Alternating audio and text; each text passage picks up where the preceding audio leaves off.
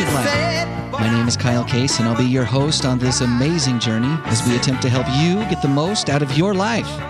Joining me in the studio today is my co-pilot, Jeff Harding. Jeff, how are you today? Well, as always, Kyle. How are you? Good. I'm glad. And I'm glad that it's always. Yeah, well, how else can we be? We're the active life.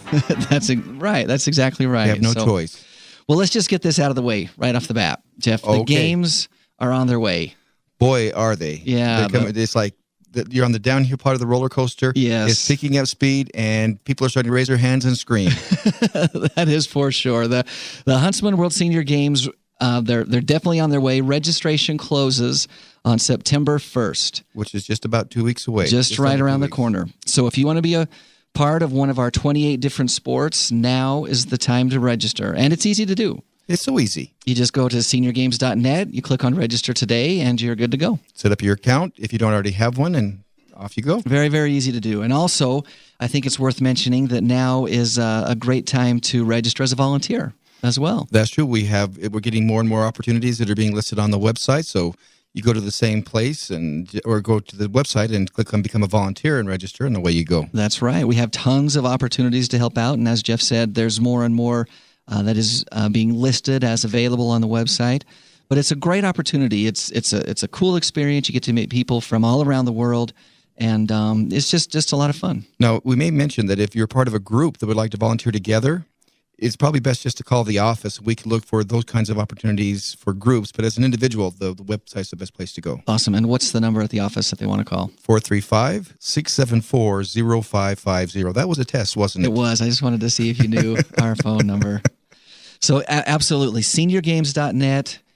You can click to register as an athlete. You can click to register as a volunteer. Either way, give us a call at the office if you're interested in either of those options as well, and we'll help you through the process. That's right.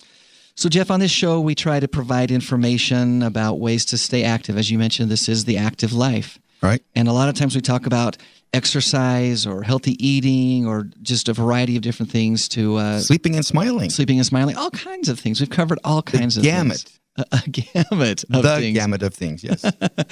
Well, today I want to talk a little bit about brain health. Okay. This is an important topic. Now, why are you looking at me and smiling when you say brain health? Should I be worried? I'm not making any comments. I'm not making any commentary. I'll let you decide. Okay. But these are some interesting things that I thought were actually very helpful. Okay. It turns out that I found this story on the internet. There was this woman. Her name was Ruth Curran.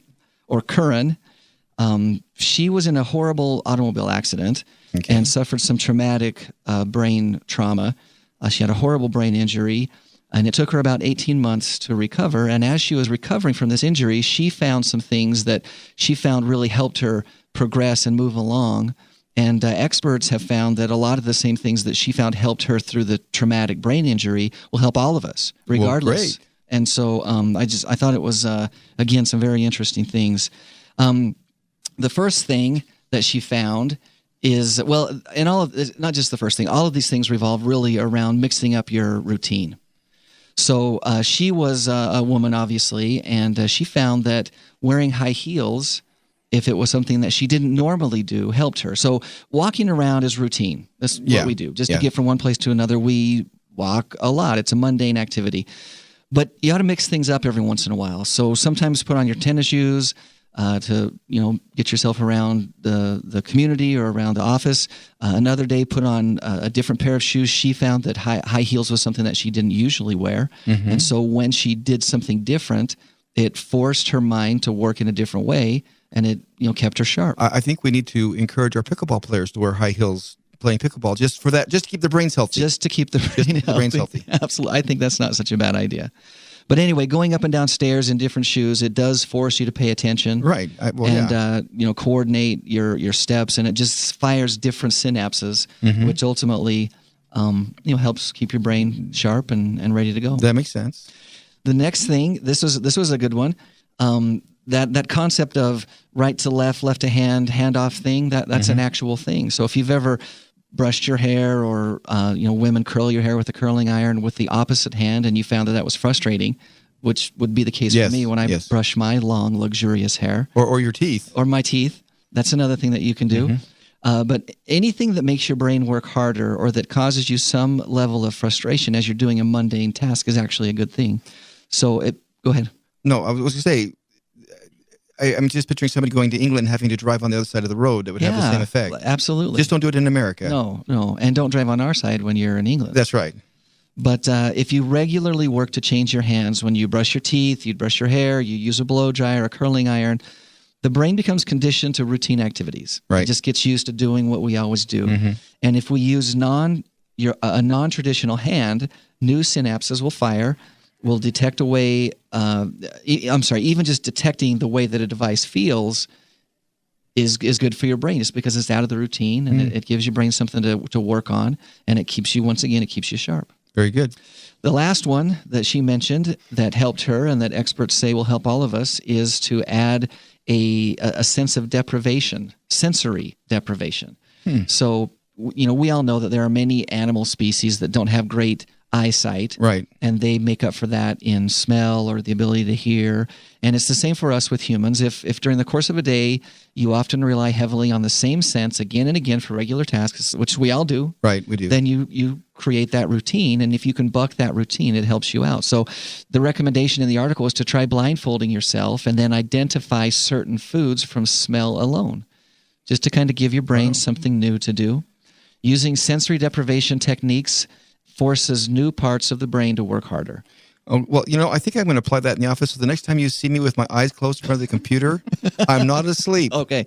I'm practicing sensory deprivation. That's a good one. That's a good one. So, other things you can do. Think about getting dressed while you're blindfolded. Could you put together an outfit based on what your clothes feel like? Does your favorite sweater have a unique texture that you could identify without seeing? Each sense a different part of your brain is used for each sense. So as you put those other senses to work in a different way, once again, different synapses fire, and it just creates a better situation for your brain. Sometimes my wife accuses me of doing that even when I'm not blindfolded, because the colors don't match. The way that your plaids and your stripes go together. Yeah, I've noticed that too. I didn't want to, I didn't want to say anything. A few times I've come home from work and my wife said, "Did you wear that today?" Yes, I'm just getting home from work. I think we've probably all been there before, right? Well, anyway, some have. You've got great fashion sense, so probably not you, but. Well, thank you. Interesting stuff, though, don't you think? I think so. Just this concept of using your brain in a different way, is, and you can find a variety of different ways to do that, but I think that makes a lot of sense. And it does make sense. On many levels, it makes sense. Yeah. So, there's so much concern and worry about dementia and Alzheimer's and just becoming forgetful and just what happens when we get older. It happens to all of us. Right. And if we can find ways to keep our brains engaged, just doing different things, simple as switching your toothbrush once in a while can be very beneficial. Great. So stuff to think about. Yes, lots of things to think about. Well, today, Jeff, our guest is a longtime friend of the Huntsman World Senior Games and a personal friend as well. Yes. And he is joining us in the studio. It's Jim Swaydan. Jim, how are you today? Doing well. Hi, Jim. How are you? Good. I think you should work on combing your hair with a different hand, too. Yes, a comb over. Yes. Jim and I both have the same hairstyle, so... Anyway, Jim has been a volunteer at the games for a number of years. He's been involved in volleyball. He's been our badminton director for the past few years. He also plays badminton in the Huntsman World Senior Games. He's been a coach, an educator, just recently retired as a school teacher in the Washington County School District. He's an all-around great athlete and really an all-around great guy. So, Jim, thank you for joining us today. You're welcome. Appreciate it. I know you've got a busy schedule, with retirement and all. Yes, a lot of work. But we're glad you could join us today. Yes, thank you. So just to get us started off, I wanted to talk just a little bit about maybe some of your sport experience. Were you always involved in sports as a kid? Pretty much. I played soccer, in elementary school, and then it wasn't until high school I actually started wrestling. That's pretty much my sport. I know you have a question, Jeff, but I just got to tell this story. I was in Home Depot.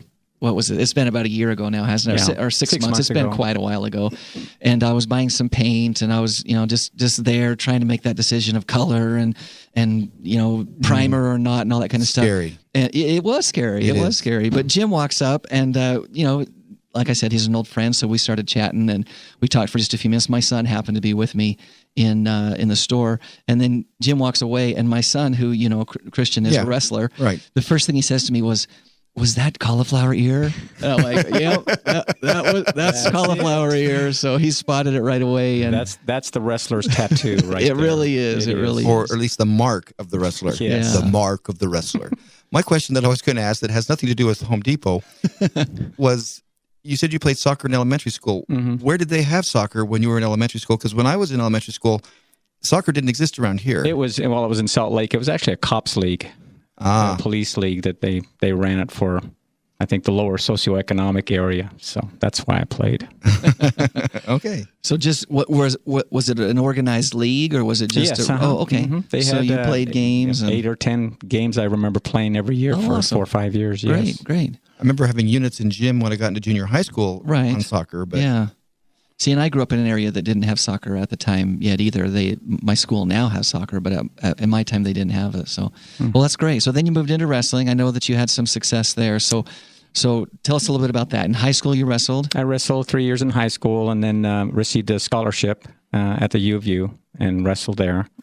And I actually redshirted a year, and the year after I redshirted, they actually dropped the program. Oh, is that right? So it was probably a good thing for my body. It was getting hammered. So once wrestling was over, which is obviously a very, very physical sport, did you continue to stay active, or did you kind of step away from sports? Well, I went into coaching. I mean, one of the reasons I went into teaching was to coach. So I coached wrestling for about 25 years. And, it's the one sport where a coach has to actually participate with and wrestle with the students to get a feel of balance. And to demonstrate. Demonstrate, exactly. So wrestling with kids for 25 years. Yes, it's taken its toll. It keeps you young, right? Or ages you, one of the two. One or the other. Yes. One of the two. Well, so I'd like to talk a little bit about some of that coaching experience that you had, and maybe you can share some of the things that you learned that are applicable across the board. I mean, obviously you spent a lot of time coaching a specific skill set in wrestling, but what do you think is one of the biggest things that you learned as a coach as far as helping people get the best out of themselves? I think, well, there's a percentage of athletes that you can't. There's a percentage that you can't coach, and that's the mental toughness. Yeah. And so I think for a lot of the athletes that I coached, I couldn't do anything about that. They were either mentally tough or not. But those who were mentally tough, and it didn't matter their skill level, because if you're mentally tough, they're going to be successful. Yeah. And that was, I mean, I think of two of the wrestlers that I had who probably, in terms of ability, didn't have a lot. Yeah. They still placed in the state tournament for me, just worked above everybody else. Yeah. And so that was... Jim, it's too bad you hadn't heard this discussion before you started coaching, because you could have had them brushing their teeth with their left hand or combing their hair with their left hand, and they'd have gotten that mental toughness. Yeah. If only you'd known. Not only... It might work. It just might work. I think I actually stumped you there for a minute, Kyle. You're at a loss for words. It's interesting that you said that, because I think in any area of our lives, but certainly in sports and in training and in trying to stay active, and especially for athletes that participate in the Huntsman World Senior Games that are really trying to raise their game and compete at a higher level, that mental toughness really is such an important thing. My younger brother, I come from a wrestling family, and my younger brother wrestled all through high school and actually wrestled at Boise State University. And for a college assignment for one of his classes, he had to have someone he trusted go around to several people and ask, what is Lex's biggest weakness? My brother, what's your biggest weakness? And so his wife did that for him, and she will never admit who said it, but he thinks that she went to his wrestling coach, and he said Lex's biggest weakness is his lack of talent.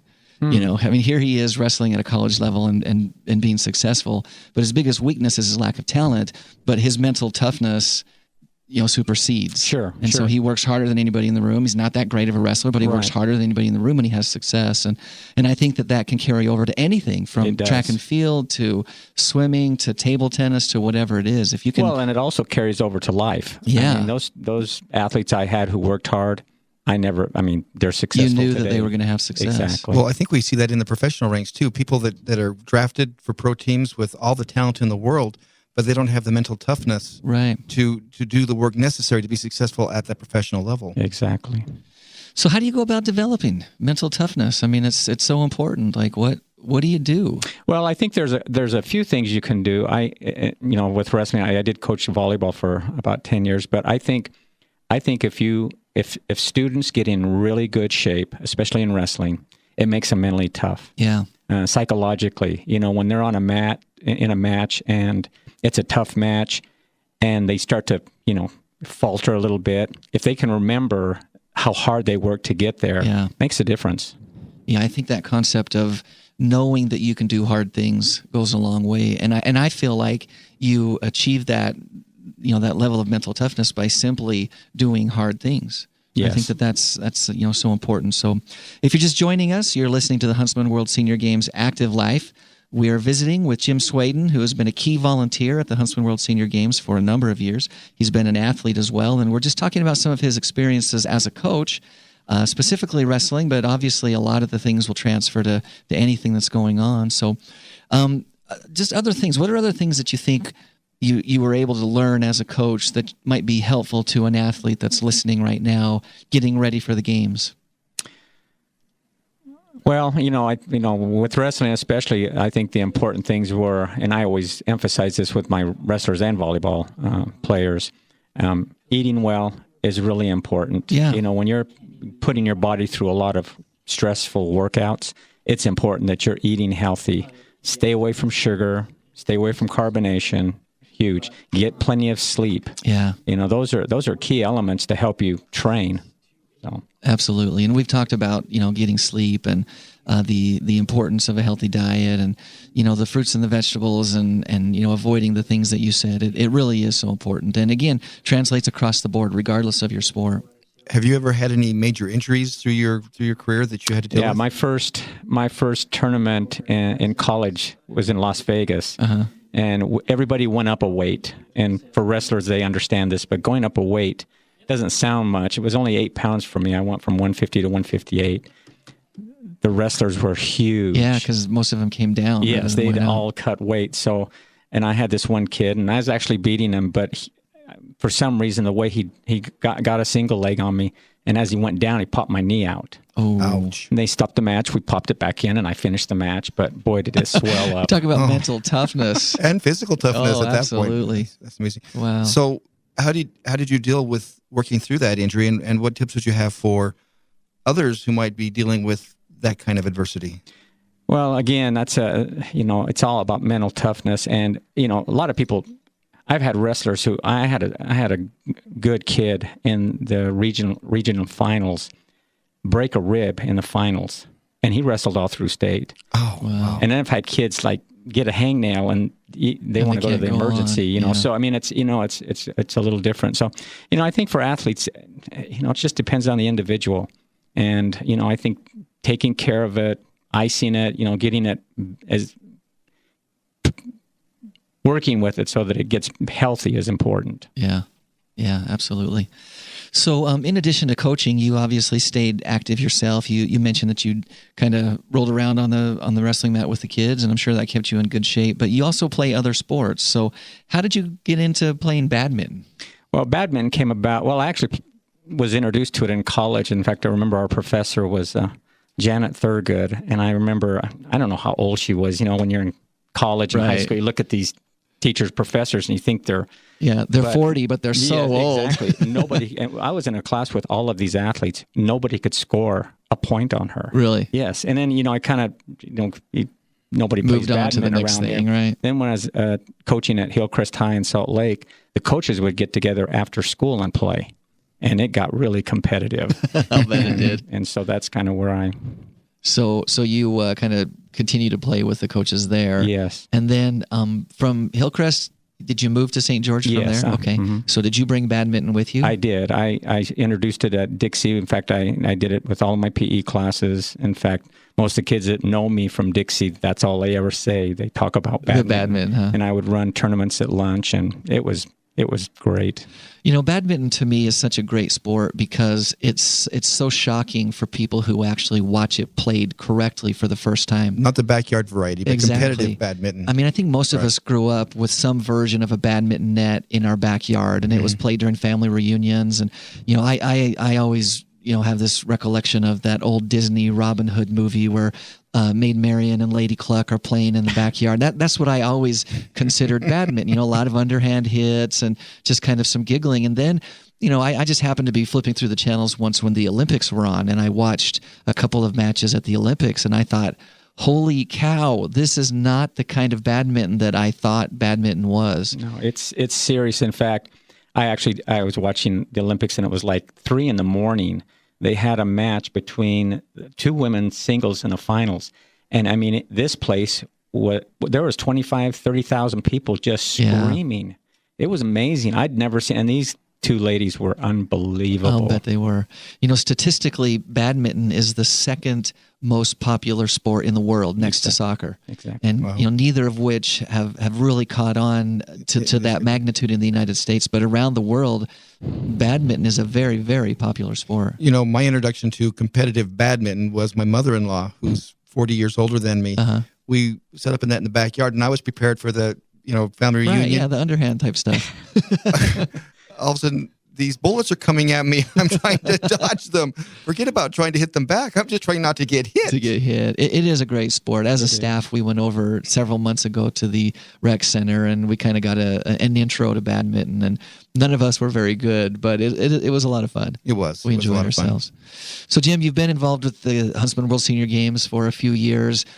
Maybe share with us one of your favorite memories, either as an athlete or as a sports director, or just something that stands out to you about the games. Well, I think what I'm really impressed at, you know, for badminton especially, we have a gentleman that comes back every year. He's probably going to be 96 this year. Wow. And that's just, to me, that's just impressive. You know, and I see honestly, you know, I'm in my late 50s, and the age groups above me are better players. Yeah. Which kind of scares me because, you know, because you're not getting younger, you're getting older. Getting younger, and these guys, they're exceptional. I mean, so I think it impresses me that they are so active and they're so competitive, and they just have such a great time. I mean, we get to our banquet, and it's just a big party.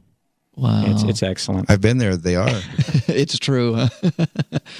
Well, so what would you say to somebody who is on the fence and trying to decide if they want to come to the games, whether it's in badminton or something else? What advice would you give them? Well, my suggestion is try it. You know, sign up. You know, we have tons of sports we can play. In fact, even this year, now that I've retired, I actually got into the golf skills, which will be interesting. Yeah. But, you know, we have so many sports in the Huntsman Games. You know, just come out, try them. You know, there's everywhere from novice to really good players, and you know, I think you hit it right on. You know, one of the truly compelling things that I feel, at least, about the Huntsman World Senior Games is that concept of we really do have all skill levels. You know, every year we break records, and we break national records, and we break world records. Every year those records are broken. But we also have people who have taken 30 years off, and they've raised families, and they've worked professionally, and now they've recently retired, or they've just gotten a notice from the doctor that they need to change their life or whatever, and they come back to a sport that they maybe played 30 years ago, or maybe just pick up something brand new. And regardless of what level you are at, in most cases, for most sports, we're able to pair you with people who are at that same level. Right. So if you're coming back after a 30, 40-year break from your favorite sport, in many cases, you don't have to worry about playing against that world record breaker. You can watch them, you can learn from them, and there's that whole sense of camaraderie and friendship that I think that people will gravitate to. But in most cases, you're going to be competing against that same level, and you have a legitimate chance to have success at the games. And I think that's one of the most compelling things about the event. Well, and you get to meet great people. Absolutely. Great people like Jim and all the directors and the volunteers and the other athletes. There's just so many great people, so many great friendships that can be made at the games. And some of the folks who have been coming for 25, 28, 29 years this year have friendships that have lasted that long. Yeah. Yeah, for so many athletes, we hear this over and over and over again, Jeff. It's like a family reunion. It is. And it's it's humbling and exciting how much longevity there is in the games. Athletes will come back year after year, and we do a little, not a little, but we do a recognition of those who have been coming for a long time. And I think people would be shocked at how many people have been coming for 15, 20, 25 years. Well, I've been told that this year, the 15-year recipients it's grown exponentially over past years. Yeah, we're at about 180 that have been coming for 15 years, which is incredible. Well, Jim, that's about all the time that we have today. Thank you for taking time out of your schedule to be with us. We appreciate that. And thanks for sharing your expertise. Again, we started the show with it, but I just want to emphasize that the games are almost here. They're coming fast. Yes, they are. Our biggest deadline is coming up on September 1st. Registration for the Huntsman World Senior Games officially closes. So once again, if you're interested in registering for the games, and we do have 28 different sports and all kinds of different skill levels and age groups, you need to go to www.seniorgames.net and register today. Now's the time to do it. If you are 50, or if you will turn 50 by December 31st of this year, you're eligible to compete. That's right. So anybody 50 and over, we have, again, tons of sports to choose from. The website, once again, seniorgames.net. And there on the website, you can get the rules, you can get the schedules, and of course, you can register for the event itself. Right.